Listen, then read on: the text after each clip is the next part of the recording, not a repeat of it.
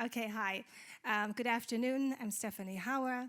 I'm a member of the board of a young company called NatureRe Capital.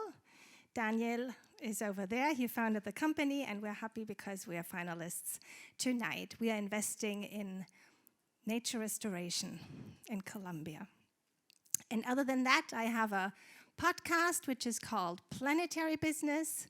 A couple of my guests are here tonight, and I get a chance to talk to very interesting people. We're talking about sustainability in general. I guess this is why I'm here now, because once more I have an interesting guest, and we are going to talk about ESG, about greenwashing, about the biggest greenwashing case, in fact, ever, about corporate governance and the failure, not just of corporate governance, but a whole system. And we're talking about a lot of money. If you remember Wirecard, we were talking about maybe 2 billion euros. And then we had Cum-Ex, for instance. The taxpayer lost about 35 billion euros. In this case today, we're going to talk about 460. I'm talking once more, I'm saying once more, it's 460 billion euros of assets under management. That's a lot of money.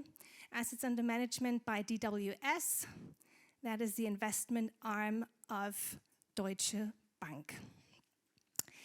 The scandal was brought to light about 2 years ago, so it's been a while. But investigations in Germany are still underway. And we, society as a whole, haven't really made up our minds yet. What is this? What was this? Was this an earthquake? Was this a game changer in sustainable finance or not? It's up to us, actually, to learn from the case, to make something out of it, to, think about what went wrong and what we can do better. And this is why I have the privilege to be talking to the woman who got the ball rolling, who knows one or two things about what's happening and what was happening inside of DWS. Give a round of applause to Desiree Fixler.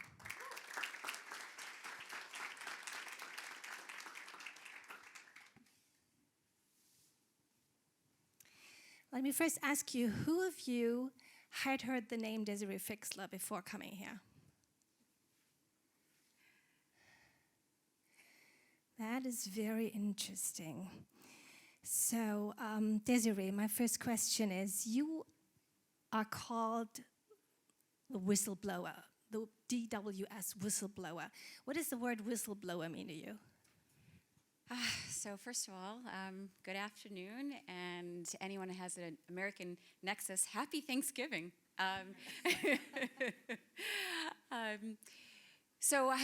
Look, in my career, I started out in investment banking in 1994 in Frankfurt, Finanzplatz, Frankfurt. I was very ambitious. I never thought my career would end with me being called a whistleblower. So whistleblower, I think generally for most of us, it kind of has a negative connotation. You kind of think of like a whistleblower as like a snitch, a tattletale, somebody who is like disloyal at the company, right? Getting other people in trouble. On the contrary. But of course, yes. Well, then suddenly like I became the whistleblower. And, the reality is the exact opposite, right? Somebody who speaks up within a corporation is doing that to help the company. You're a very loyal employee. I was a very loyal employee at, DWS. And I was speaking up. I reported directly to the CEO and would regularly meet with the Vorstand. And I would report out on lots of things the company was doing really good at. There were a lot of good things. But then it's also my responsibility to report on some of the bad things and the very rotten things that we needed to urgently fix. And so whistleblowing, it's still a word I'm not comfortable with. I was in charge of environmental, social, and governance policy. And I was just, alerting management to the problems that we needed to fix. To fix them now, to make sure you don't get into trouble later, Yeah. Absolutely. And again, we had great ambitions. This is, DWS is the largest asset manager in Germany. And the ambition was to be a leading asset manager in ESG, in sustainable investing, right? So there was no way that we were going to get there by having Wirecard be our number one position in an ESG fund. There were problems. So Desiree, you're traveling the world, you're speaking at lots of international conferences. Now you're here in Germany, where it all happened. What's different about speaking in Germany at a conference like this? The truth? Yes, please. I would say, while the story has been covered in Germany, it was more deeply covered in other countries. And I would say that there's less attention in Germany to the lessons that need to be learned. So in other countries, and whether it's like, Japan, China, the US, Switzerland is fascinated with this story, the UK, the focus is on, listening to what happened, but the most important thing is to say, what can we learn from the biggest greenwashing scandal in, the finance industry? Whereas in Germany, I have to be honest, I'm a little bit persona non grata. I know I'm here, and thank you for welcoming me here, but I do very few speaking engagements in Germany. The truth is, a lot of people here and a lot of companies just don't want to hear the story, just want to kick it to the side and just say, I'm just this vengeful person and I'm a disgruntled former employee, rather than focusing on the lessons that we draw here. How do we tackle greenwashing? Yeah, you're a household name in many countries. And here you can enter the room, nobody recognizes you. It's so interesting. Yeah, no, yeah. I think, certainly for Finanzplatz Frankfurt, I think this was very peinlich. This was very embarrassing. And I think people just want the story to be over and move on, not hear about it. You're an American living in London. Could that case have happened in the States or in London?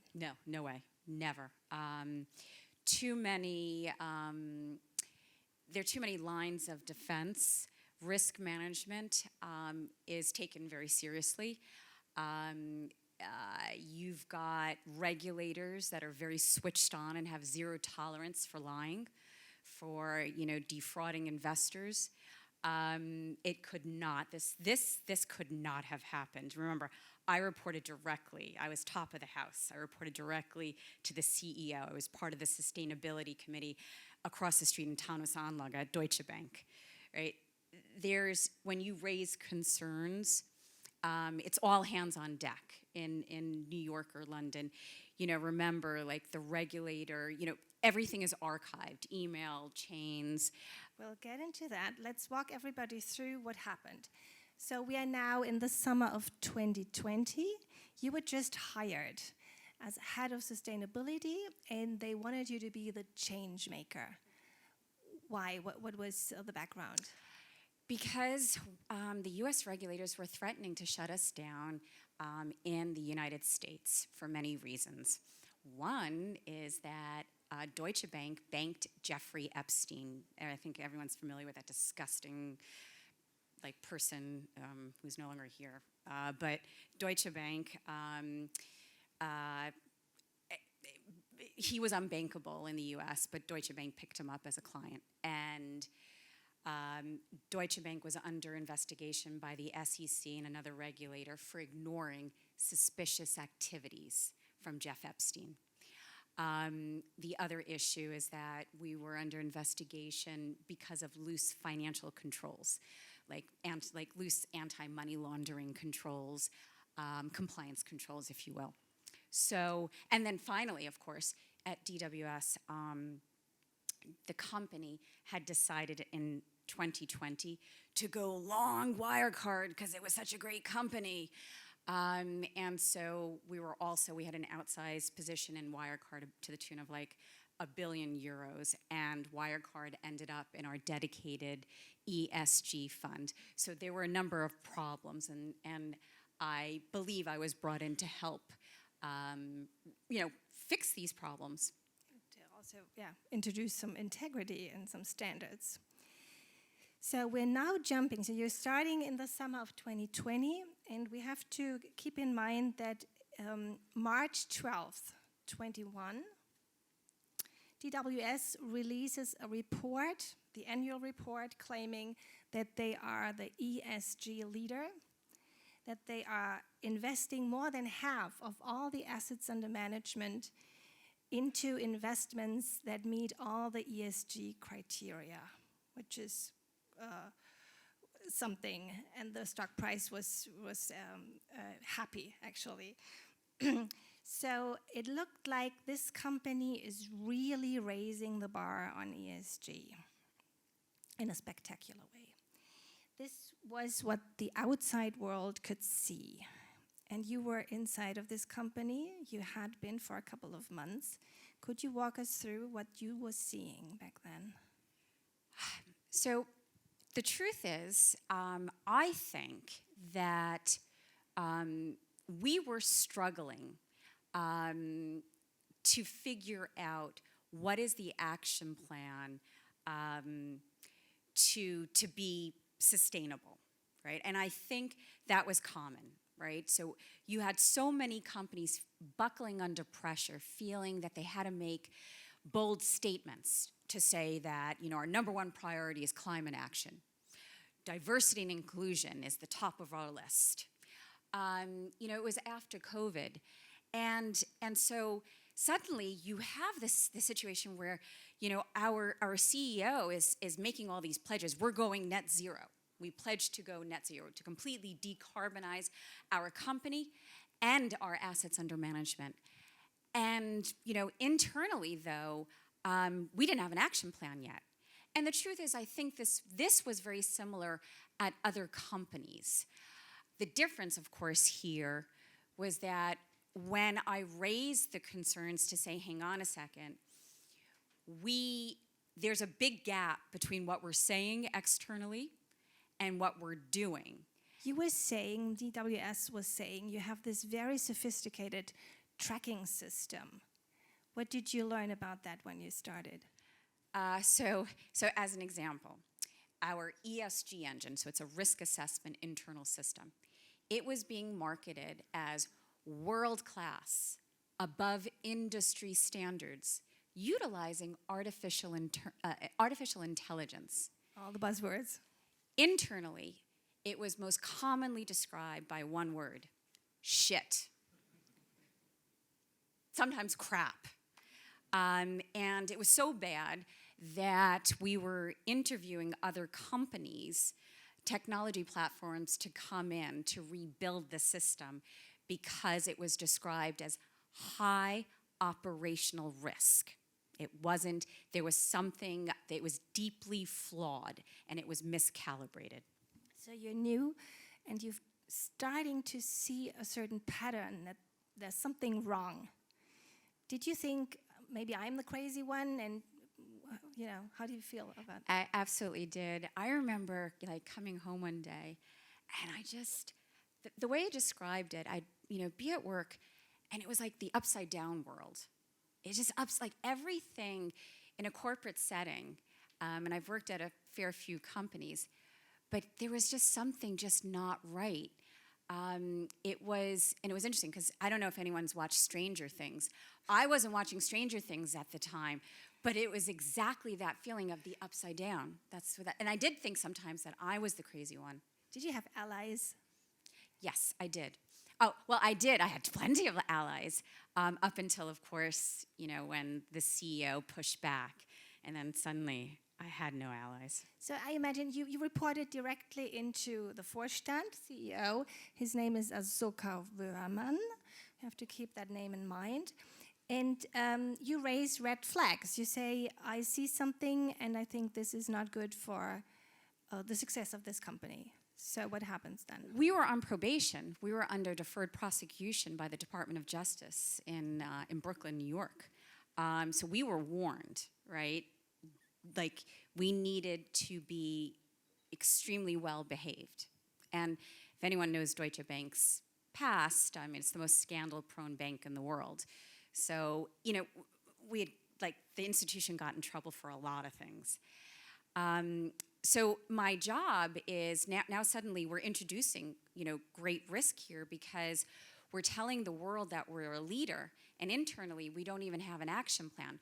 We're saying that most of the assets under management are ESG aligned internally. And there was a number. The number was 459 billion. 459 billion euros. Can you imagine? And internally, everyone's looking at each other going like, huh? Where'd that number come from? We don't have a tracking system. It's shit, as you said. There's no database. Who made this number up? Where is this number coming from? So, you know, we were so concerned, the 13 top ESG specialists at the company, we got together and we created an ESG workshop because we couldn't control what was being communicated externally, and we knew it was untrue. We knew that maybe, what we said is look, the 459 billion is definitely a wrong number. Because we didn't have a tracking system, we could only say only a small fraction of that number is true. Maybe 15%, 20%.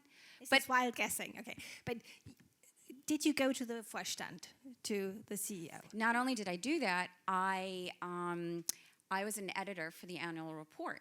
And so I redlined the annual report. It was your personal responsibility. Yes. Yeah.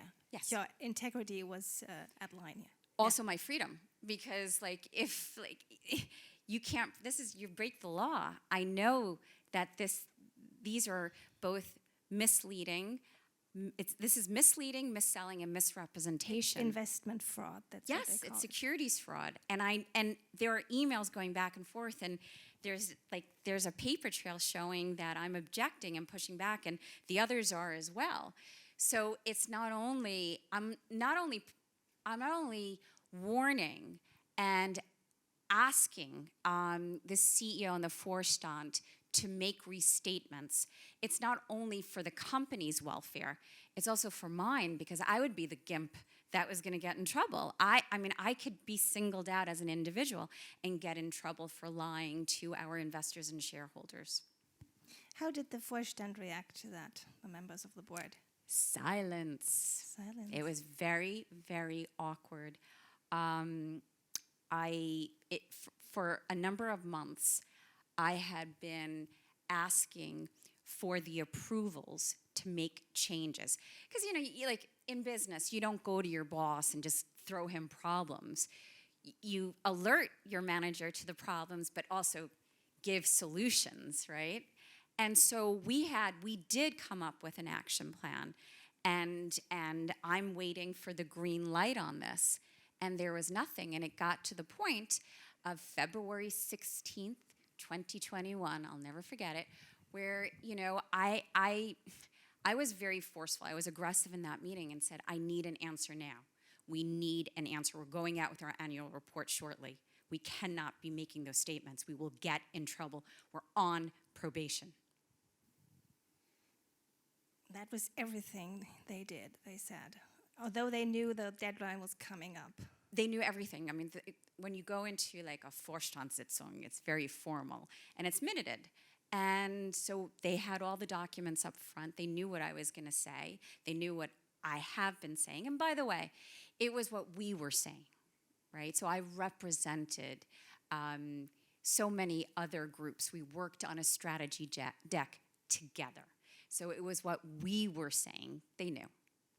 And they suggested to have a sustainability council, right? Yes, death by committee.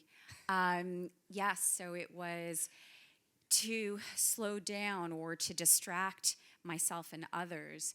It was just, let's set up a sustainability council. Then once that was done, then I was instructed that I had to join a transformation committee. So it was all this bureaucracy, this like almost like Kafkaesque bureaucracy to stop us from making the changes, or we were demanding resources. We were demanding, we needed to make external hires. We were demanding restatements, and we were just being distracted into doing other bureaucratic things. So the members of the board of the biggest asset manager in Germany, one of the biggest in the world, they do not react to what you say. Do you think at that time those guys were aware of what was at stake? I'm not just talking about money, I'm talking about the planetary emergency and why we have ESG standards in the first place. Oh God, no. Oh God, they could, no, that never came up. The issue was that there was an ESG investing boom. So at this point, close to 40% of the net inflows coming into the company, so, you know, investment money from retail investors and from institutional investors, 40% of that money was going into ESG strategies. So it was a big money-making machine, right? So that was the focus. It was on revenues, on profit. No impact, no purpose whatsoever. Did I get that right? No, that was never, that certainly wasn't discussed. But statements, right, to market things, making bold statements externally, yes. But internally, talking about impact, measuring the impact, no. And absolutely no concern about greenwashing, not a care in the world. You were reporting into the CEO of DWS, the investment arm, and then there was the head of sustainability of Deutsche Bank that you had a dotted line to. Yes. And it's interesting because he's not really a banker, is he? No, he's a journalist. He's head of marketing and communications. So no. So that might be also an issue for corporate governance if you have people that are actually storytellers instead of risk managers. Yeah, or like masters of spin, right? So that is, because now I advise companies on how to detect and prevent greenwashing. The biggest red flag is if sustainability is run by corporate communications or marketing. You received a very good performance rating. Your personal performance was excellent according to the data. And we are now March 11th, 2021. It's the day before they release the annual report with the false data. And you get fired. Yes. I was in New York. So I was based in Frankfurt. But my family, my kids hadn't yet moved to Frankfurt. So if you go back in time to 2020, like for COVID, New York, we got crushed. We were crushed early. And then the New York started opening up in around June, July. I moved to Frankfurt in August, and Frankfurt, Germany was pretty open, was pretty normal. And then Germany goes on lockdown a few months later. So what happened is, unfortunately, I couldn't get my kids over to Frankfurt because Germany went on lockdown. The US opened and Germany was locked down. So I was traveling a lot. So one of my big, trips to New York, and I would visit the New York office at DWS and see, folks in the US. So I was working. But on this trip, I woke up and tried to log in, and I couldn't get onto the platform. And I received an email, not from the company, but from a Mr. Anus. Mr. Anus. In my circles, he's known as Mr. Asshole. So Mr. Anus declares that he's a lawyer for Azoka, for the CEO of the company, and that the company has issued my termination, and it's in my mailbox in Frankfurt. And so I asked, can I have an electronic copy? And the answer was no. So I'm in this, like, again, another Kafka-esque situation where, like, oh my God. So your boss didn't even fire you in person? No, HR, he nothing. had somebody. There was no standard of, did you sign an NDA No, or was nothing. there a severance? No. They just let you go? They cut me off the platform and ran away. And did you go to the supervisory board? Shouldn't you have done that then? So that's exactly what I do. So, well, first I have to figure out, like, did I really get fired? Like, what's going on here? So it's like this weird, mad situation where I reach out to a very senior Deutsche Bank investment banker who I know.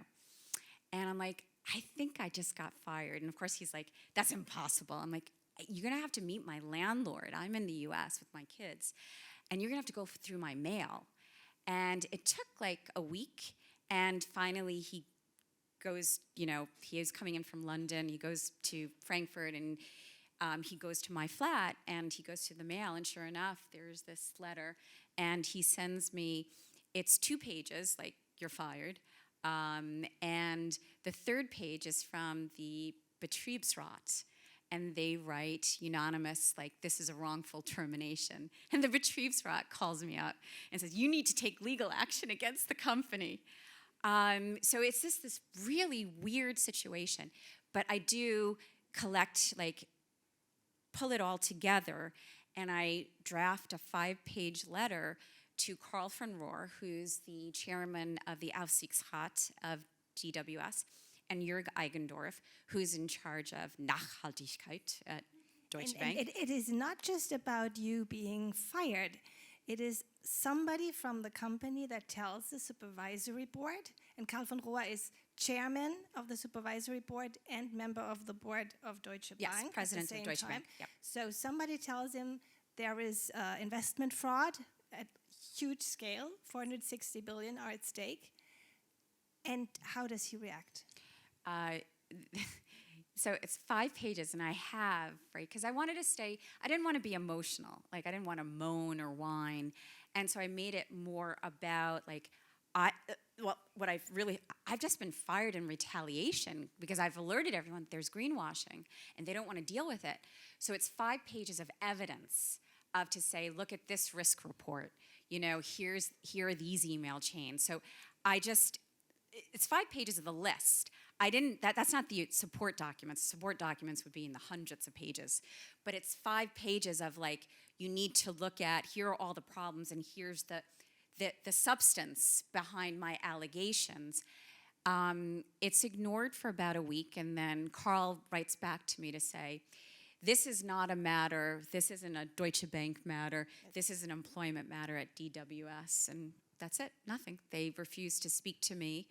And then what they do is, the CEO, Azoka Vorman, writes an internal email about me, and in this internal email, he says, I underperformed as I'm leaving the company, and I underperformed, and I have questionable business ethics, right? So it's all very passive-aggressive.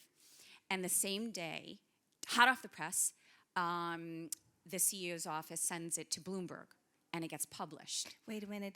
You get fired, and they go public with that story? Yes. It wasn't you No. to go public. No. But I kept everything started internal. A smear campaign. Yeah. So March 24th, 2021, it's remarkable. They did this shit. They, actually, it's all to try and be vindictive. They blew themselves up. So they think they have this master plan that she's this little girl, she's roadkill. We can get her, we'll fire her, no severance. We'll publicly discredit her. And they pulled my Aufenthaltserlaubnis and my Arbeitserlaubnis. So I was thrown out of this country, just thrown out. All my stuff is here. So I'm homeless. And they figured, we'll never hear from this little girl ever again. We'll 1, 2, her. 3. Yeah. Little did they know. Little did they know. You're still standing, but it was a tough ride for you, I assume. Oh, it was crazy. I didn't, truthfully, I was destroyed. like I'm 49 at this time. I'm a single mom. I have 3 kids, and like I'm a loser. I have to move back in with my parents because I have no job. All my things are trapped in Germany. You can't rent an apartment. Without a job, you can't do anything. They were so vindictive, these disgusting weasels. They refused to give me access to health insurance in America, where I self-pay. And that's against the law in the United States. You're not allowed, an employer can't deprive an employee of health insurance. They made sure they did that. So there was a lot of, they really brutally went after me. I didn't know what to do. My first concern was my kids and health insurance. Oh shit, because you can't be uninsured in the States. So I was desperate for that. And then I was thinking about going public, but then I thought, let me just get another job. But then no one wanted to hire me because of the Bloomberg story. And I didn't know what to do. And just so happens, I have a friend of mine who's a journalist at a newspaper you might have heard of, the Wall Street Journal. And he used to run it. He was the editor-in-chief. Now he's just an editor-at-large. And so I meet up with Jerry, and we have dinner, and it's COVID time, so we're outdoors in New York. And I said, I just got fired in retaliation for blowing the whistle on greenwashing activity at Deutsche Bank's asset manager. I have a lot of evidence. Do you think this might be a story? And he more or less, like, he was leaning back. I just remember he was like, more or less like, fuck yeah. And So they published your story. That was a bombshell story, I assume. How did the authorities react? Well, they had no clue. Before you went public, the authorities had no clue, nor in Germany. I never thought about, look, I didn't trust the BaFin. It was like, remember Wirecard Hufeld? So Hufeld used to run the BaFin before Branson. And you remember the BaFin was compromised, sided with Wirecard, and they were insider trading on Wirecard. So I had no faith in the BaFin. I never thought about going to the SEC, to be quite honest with you. That's the American. Oh, yeah, that's the American financial watchdog. And so the bombshell article comes out in the Wall Street Journal, and 2 days later, the U.S. SEC, the FBI, and the Department of Justice reach out to me, and they say they've opened an investigation against Deutsche Bank and DWS. Would I be a voluntary witness? And I said, yes. So they were the first to be interested in your story. Yes. Good for them. Yeah, it was. How about the German authorities? I don't think they wanted to hear it. It was like, what is that expression? Like, see no evil, speak, hear no evil. BaFin didn't want to hear this. But it had leaked to the press that the DOJ was investigating. Department of Justice? The Department of Justice, yeah, the Staatsanwalt in the States. And so the BaFin reluctantly reached out to me. I mean, to put things in perspective, I don't know how many hours I spent with the U.S. authorities, but I don't know, you can call it like, with all the work, everything like 30 hours. In Germany, it was like 1. They didn't want to hear it. And this was like the craziest thing. So the corporate language of Deutsche Bank and DWS is English. It's not German. And the person who supervises for the BaFin, who supervises DWS, doesn't speak English. The BaFin at that time was reporting into Olaf Scholz. I can add to that. Okay, so that's really, really funny. It wasn't funny for everyone because then finally, some months later, Bundeskriminalamt and prosecutors raided Deutsche Bank DWS. I remember seeing it on Tagesschau. At least there they got some media attention. And then things changed for DWS finally. Absolutely. And by the way, like I give, like I don't know if you guys are aware of like all of the colossal regulation coming out of like Brussels on sustainability regulation for the finance industry. There's these acronyms, SFDR, there's CSRD, there's like the Sustainable Finance Action Plan has hundreds of regulation. Do you know the institution who has done the most to combat greenwashing is not any of these like European organizations, it is the BKA, right? And that's very different from the BaFin. BaFin, I don't know, they were like in La La Land. But the BKA took this seriously, and the Staatsanwalt, and they investigated. They came in. Yeah. They, of course, like in Germany, like in the States, they work together with the BaFin. But, right, I really have to give the Bundeskriminalamt a lot of credit. They have done more, right, to make corporate executives shit scared of greenwashing. 50 federal police officers raided Deutsche Bank's headquarters and DWS's headquarters on greenwashing. It was the first time that there were legal consequences for greenwashing in the financial sector. This is criminal. It's not just civil. It's also criminal. So we learned that it's not about making laws. It's about law enforcement. Yes. That's the difference. Yes, yeah. That's right. So I imagine that's not a lot of fun for the board now. What happened to the board of DWS? A lot of them got removed. So right after the police raid, the CEO, Azoka, was ousted. And over several months, you have the CIO leaving, COO, global head of research, global head of HR, global head of communications, CFO, all leave.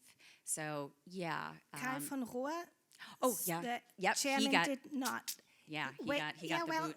Way later, and he had a contract. So until the end of his contract, he was fine. Yes, actually. Yeah, so, yeah. But no, he got the boot. Could you say a few words about Christian Sewing, the CEO of Deutsche Bank? Was he involved?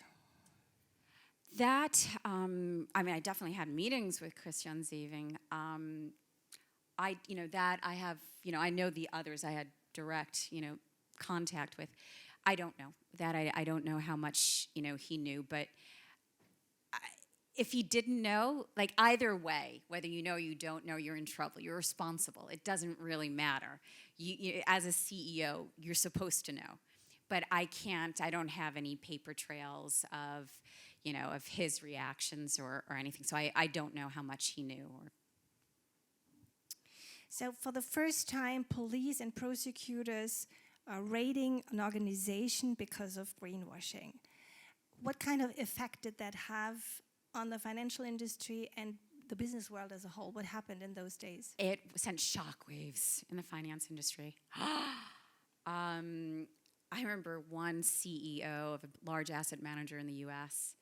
I bumped into him at some media event, and he's like, Des, I was following your story, but the day of the police raids, I had an all hands on deck call, 800 people. And he's like, and I just told everyone, we will not be the next DWS. I want to review every single statement, every product label, and make sure we can back up everything we're saying. So it really did shock, the entire system. And I want to say this, it shocked people in a positive way, right? It was the wake-up call that there was so much propaganda and posturing and grandstanding, who was greener than the other and who's more inclusive, right, with little substance behind it. And it definitely, this was the seminal case, that police raid, that just, I believe this has led to tremendous disclosure reform and a massive reduction in greenwashing. There is still no verdict from the Germans. We don't know what's going to happen, if something is going to happen. That's right. But the Americans, Department of Justice said guilty on violating the deferred prosecution agreement, and the SEC has levied the largest greenwashing fine, $25 million. It's $19 million for greenwashing and $6 million for loose compliance controls, AML controls. Please note, like some people are like, oh, that's only 19 million, it's no big deal. Understand that the SEC only has the company's US activities in scope, right? It didn't get the bigger rot in Frankfurt, right? So put it in perspective, and that's a huge, huge fine for the US authorities. We're waiting for the German authorities. From what I had seen, all the bad activity happened in Frankfurt. It's been 2 years now. What shape is DWS in? Have they learned? Have they recovered? Have they turned that into a new purpose in life? I don't know. It should have. They should be the gold standard in ESG today. I don't know. It's mixed messages from the company. To date, they won't speak to me. They don't want to hear about it. They don't want to learn. And even when, in the US, was like pretty brutal in their statement to say that there was material misstatements, right? Material is used. DWS then writes some sort of like press release to say, we stand by all of our disclosures. See, our disclosures were good. This was just an internal process issue. That is not the case. This was material misstatements. And the SEC order is as crystal clear as can be. With that sort of reaction, it leads me to believe that they haven't learned their lesson. But, I'm not there anymore, so I don't know. Well, I guess Azuka Wörmann, your boss, did not learn his lesson. What we now know, how is he doing? Can you tell us a little bit about his financial situation? Oh, yeah. Yeah, come to Germany and greenwash and you become a multimillionaire. It is a scandal, and this was written in the international press. He stepped down as CEO, and to save face, he said, I didn't get fired, I've left the company. For some reason, the company decided, because you don't have to pay severance when someone quits, but the company decided to pay him out an additional, so he was making $7 million a year, 7 million euros a year. Right? And DWS it's only market cap of like not even 6 billion. And the company, Deutsche Bank, approves a severance package of over 13 million euros. And then another company in Germany that is listed, named Patrizia, hires the same guy who's under criminal investigation.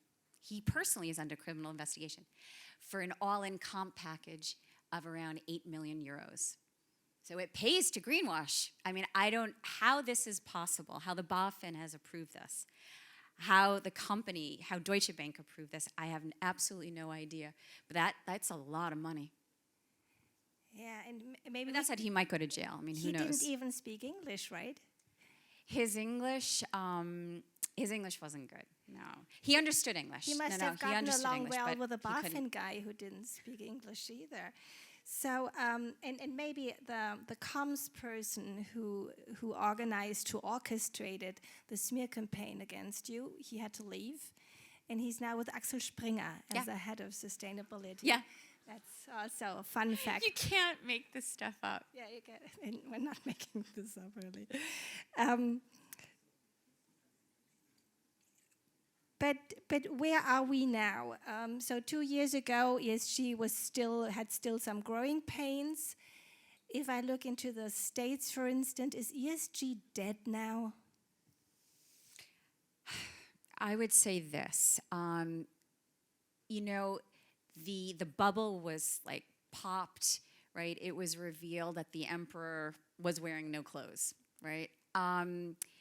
We had mobilized, and the finance industry, trillions of dollars into ESG strategies. According to Bloomberg, it's like $30 trillion. According to Morningstar, it's almost $4 trillion. However you look at it, it's trillions of dollars. Yet carbon emissions are going up. And if we look around, it doesn't seem like it's a fairer world today.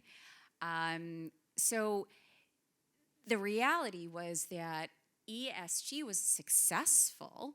It was a moneymaker for banks and asset managers. But most of the money went into US technology companies.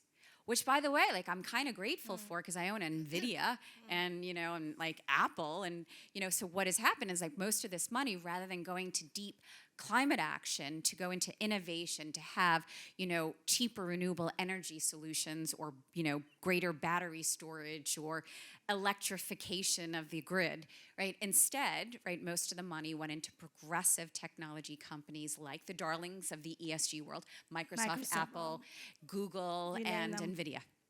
Yeah, if you look at the data for this year, for instance, the stock market or the value of the funds, if you take away those big ones, the tech drivers, you come to the conclusion, unfortunately, that it's not true that ESG-oriented companies are more profitable or have a better development at the stock market than the bad ones. That's right. That was actually the story we were all telling ourselves, maybe, that if you hold on to, what we believe in, sooner or later you will prove everybody that this is the right way to go. You can make money and have high standards for ESG. Where are we now? Did we lose that war, or are we just beginning to win? I think we're in a better place today because we're in a more honest place. So ESG was revealed to have a dark side to it, where a lot of companies exploited this topic. We know that little has been achieved. There's greater awareness. That's a good thing. Companies are starting to report out more on their sustainability profile. Another good thing. But did we really mobilize real money into climate solutions? No, we didn't. So today we have that. This day of reckoning has happened. And so I think the good thing is that governments and communities understand that there was a lot of rhetoric out there. There was a lot of talk and no action. And so now we're seeing greater legislation being passed. In the US, for example, you had the Inflation Reduction Act that was passed a little over a year ago. $400 billion was unleashed into the market, mainly for climate technology, for private climate technology solutions. So, we have here, you see the state of California upping its game on requiring, similar to the EU, climate disclosures, bans on single-use and limits on single-use plastic. So we're seeing that governments understand they need to do more because the private sector, a lot of it was just bluster. It was talk and little action. And the idea of ESG, that is environmental, social, and governmental aspects together, does that make sense? In the States, I feel like a company is always wrong. They do too much or too little. They are too woke or not woke at all.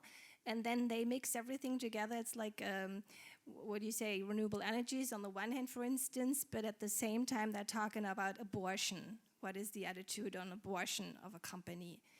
Why do we hold on to that idea? Does it make sense? I'm not sure if this is what we need, actually, if we want to save the planet and at the same time do all the social revolutions at the same time. Does that make sense? I'm not sure. Well, I could say this. There are many companies out there that are mission-driven, but regular way companies are just profit-driven, right? They were set up to serve their shareholders and to serve their clients, make sure that they're making good products and services. What we've seen is that ESG has largely been a marketing tool or exercise. But because of government incentives, right, and greater awareness, right, more money is going into startups, going into private companies, and I believe that's where we're going to get a lot of the solutions. To fund innovation in the sector, that's what we need. And I think that there is this awareness that we need to tackle greenwashing. Companies can't lie about their green profile or their products and services. So regulators need to do that, financial watchdogs. And then governments need to step up with more incentives, right, to mobilize that money into climate technology solutions. So I do think like there is an enormous buzz, right, in the startup scene, mission-driven companies like sprouting up and growing, as well as, large companies, dedicating a lot of R&D expenditure into climate solutions. How does gender policy come into play? I mean, you are a woman. What's it like being a whistleblower and a woman? Shitty.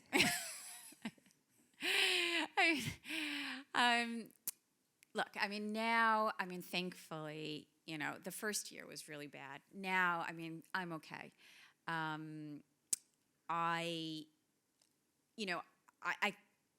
I've kissed my corporate career goodbye. No one's going to hire me because of this whistleblower label. But that said, I do get hired for advisory work. So I work with two regulators, the UK's financial watchdog and the Monetary Authority of Singapore. I work with universities like University of Zurich, and we're coming out with this really cool AI greenwashing detection tool. I get hired by, like big auditing companies like Deloitte and other banks, to come in on projects. But it's tough. I'm doing a masterclass in ESG and impact investing at Cambridge University. But let's be honest, Desiree, it is tough. Once you're a whistleblower, you never get a proper corporate job again. That's the truth. Right. You have to reinvent yourself. What I did is, during those months when I was considering going to the Wall Street Journal, that's what I did is I started reading about other whistleblowers. There's Susan Fowler, who blew the whistle on Uber, and radically changed that company. The CEO was ousted. You had Gretchen Carlson. She went after that horrible pig Roger Ailes at Fox News, and she ousted him. And actually, she's amazing.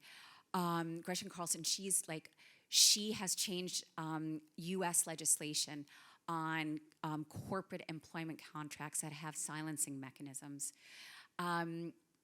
So I read about all of these. Oh, Tyler Schultz, he was the one that blew the whistle on, you remember Elizabeth Holmes, Theranos, right? That was like public health and safety situation. With Theranos, it was a fraudulent blood testing, right, company. Like, can you imagine that? Like, if you think like, you think you have a disease and like they test you and they say, no, you're healthy, or they give you a false positive. And thank goodness for Tyler, what he did. So I started reading all of these inspirational stories, and I read on how they survived the bad times going through things to get to the other side, and they all reinvented themselves, and they're doing great things, and their whistleblowing was a service, to the world. So I took their lead, followed their lead, and just read up on things. Still, you feel very lonely, and you feel like the only person in the world who has to go through this. I imagine it's a very tough one. We have Ronan Keating here tonight singing "Life is a Roller Coaster, Just Gotta Ride It." Maybe that helps you once in a while. That and a bottle of wine. I still don't get my head around the fact that DWS was able to claim that they had invested 460 billion euros into sustainable investments. From what I see, from what I know, I have an asset manager myself. You can invest a couple of millions in a truly green way, maybe hundreds of millions if you're really good.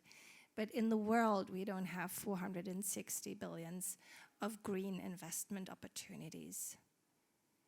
How come nobody saw or wanted to see that? Not the media, not the BaFin, any authorities in Germany or wherever, not the people involved, not the clients or any other stakeholders. How could that system disaster happen? I don't know, but the company, DWS, did restate those numbers. So they did themselves, I'm sure, under duress. So The two main things I urge them to do, write down that 459 billion number. They marked it down by 75%, self-admission. And the second thing, they got rid of that terribly flawed risk assessment system called smart integration. Very smart. Yeah, it was neither smart nor was it integration. They got rid of it. So they had to make these changes at the company. Again, I wasn't there, but they did.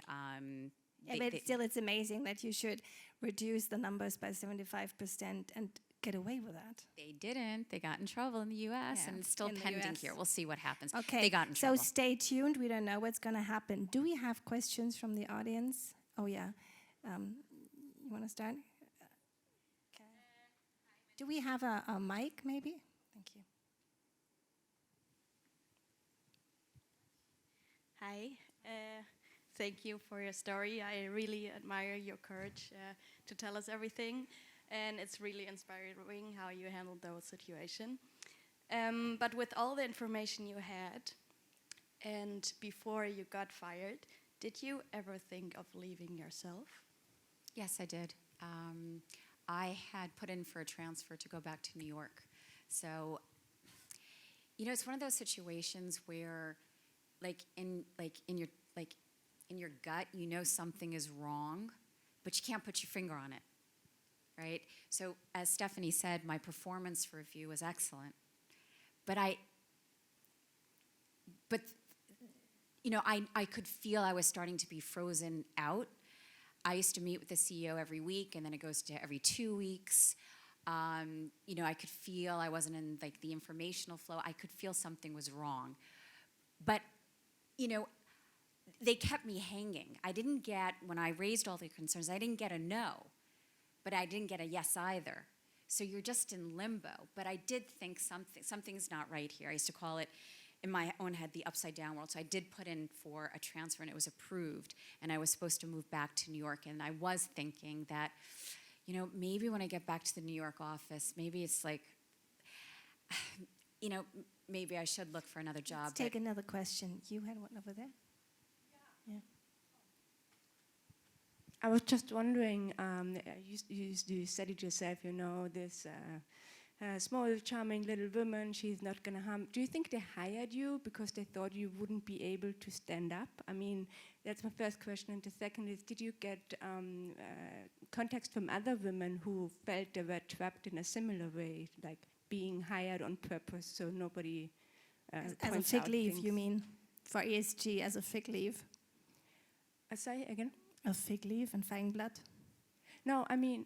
actually, yeah. So that you know that you're not going to pull it through. Well, one thing to say is that, unfortunately, Deutsche Bank and DWS has a terrible record on diversity. So there weren't many senior women. And yeah, on reflection, I guess maybe I was the whitewash. They hired me because, look, I'm known. And I worked at Deutsche Bank in the 1990s. So they knew me. And they know that I'm a forthright, outspoken person. And maybe they did hire me just to be their whitewash, to do all that external stuff. And maybe I guess they never thought that I would stand up to them or speak up. We hear that a lot from people who get hired because they're supposed to be a change maker, and then it turns out nobody wants change. Yeah. You had another question, please. Here, right in front of... First of all, thank you for being here and giving us this deep insights to that story. My question is, and you have also already told us that Deutsche Bank had problems before, and the problems are known to the public. So why do you decided to hire at a sub-company of Deutsche Bank? Was it you thought, was it kind of being idealistic and saying, okay, I can change it, or what was your personal reason? It was a dream job. That's the answer. To be a chief sustainability officer at a company that is running almost $1 trillion of assets under management. So my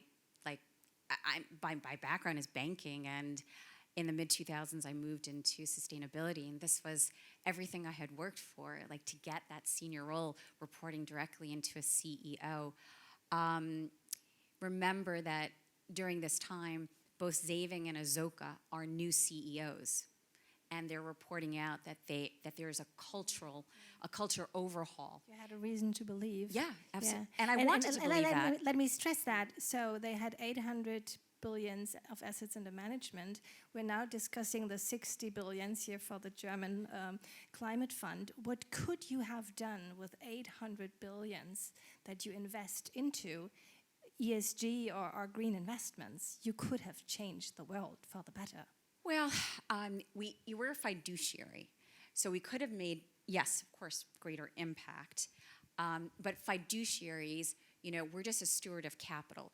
We're directed by our investors. So, you depending also on consult your so customers. You can't say that all of the assets under management at DWS could have gone into climate action, because you have to follow the contract that you have with your asset owners. Yes, but you have a responsibility for something like a scope 3. So you're responsible for what your customers do, or the investors want. You can talk to them. You could have been the voice of ESG. You could have promoted it certainly, in the right setting. Certainly, you would have been a voice very on powerful person. Absolutely, on disclosure, on climate risk disclosure. Absolutely, that could have been achieved. On the other hand, you have to give it to them that even though their money didn't, and their actions didn't go into improving standards, their story, we have to thank these people at DWS, these rotten people, for greenwashing. They've changed the market. DWS, literally, after that police raid, a lot of shenanigans at other companies, because I believe greenwashing was pervasive. I think other companies were doing it too. I would take one more question, and then we'll wrap it up back there. But you can, of course, contact Desiree on LinkedIn. I wanted to know what you think about the IRA in the light of greenwashing. So with all of that money coming into the market, are there enough instruments to avoid a spectacular scale of greenwashing in the US market? So I think the risk is some of the activities won't work out, whether it's green hydrogen as an example. The US has decided we're going to crack down on greenwashing and then just throw out a whole lot of money into climate solutions and do it immediately, right? Because this money is direct, right? It's boom, tax credits, grants, and subsidies. There's also an angle to it. It's about, jobs, and also to unify the companies, also a political angle.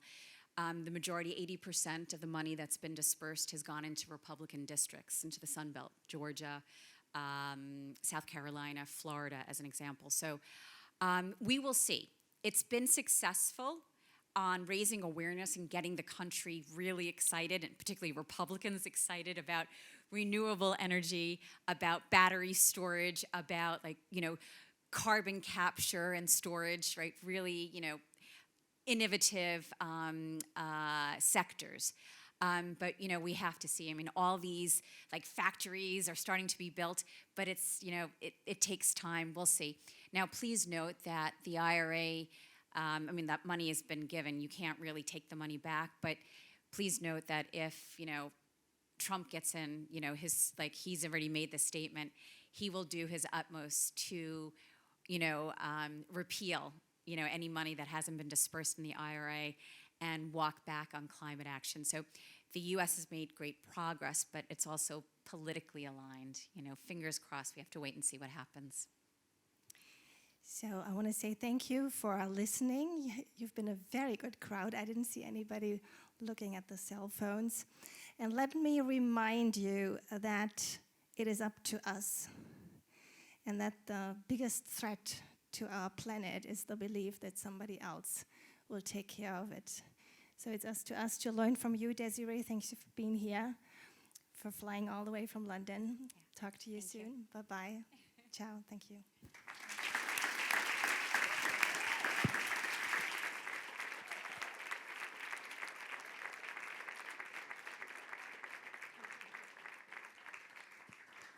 Last word from me, Desiree, I'm one of the people who are running this event and running the German Sustainability Awards. And I have to tell you that Stefanie came to me and offered this session, and I thank you for this initiative to share this together with you, this insight into the DWS scandal. Thank you very much. It really comes from the heart, because I used to run big media houses and I know what the business is like, but I'm really shocked at how little people know about this story. It is so much bigger than anything else that is happening. And we've been trying, I used to work for Holzbrink, one of the big publishers. We've been trying to get you a book contract to publish the story. I think this is Netflix worthy. This is more exciting than Netflix. And the Germans just say, we don't think anybody is interested. And that really, we could turn that into our big success story and say we've learned from it. Yeah. But maybe if you know anybody in the book industry, give us a call. We think this story has to be told many times, and Desiree knows so much more than what she just shared with you, believe it or not. So we really have to fight the good fight. And thanks for having us.